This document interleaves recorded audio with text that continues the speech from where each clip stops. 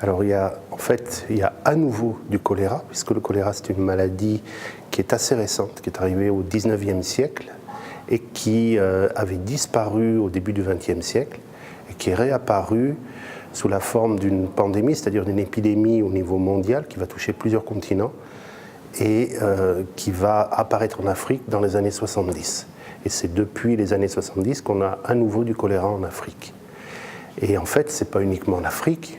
On en parle beaucoup plus parce que les pays africains notifient leur cas de choléra. Il y en a au moins autant en Asie et il y en a maintenant aussi dans les Caraïbes, en particulier en Haïti. Alors c'est une maladie qui est liée à la circulation d'un microbe, un microbe qui est porteur d'une toxine, et c'est la toxine qui va donner la maladie.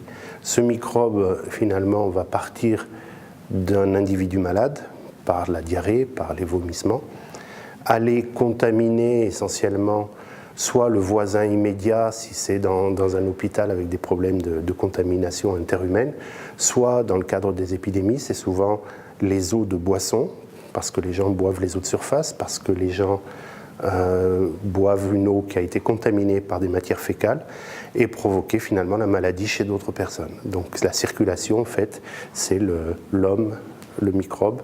Le microbe va dans l'environnement et revient à l'homme par l'eau de boisson, par les aliments, par les mains sales.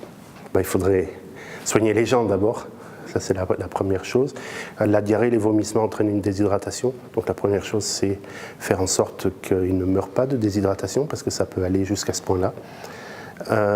L'important aussi c'est d'éviter qu'à l'intérieur d'un hôpital les gens se contaminent entre eux, donc c'est pour ça qu'on fait des centres de traitement de choléra.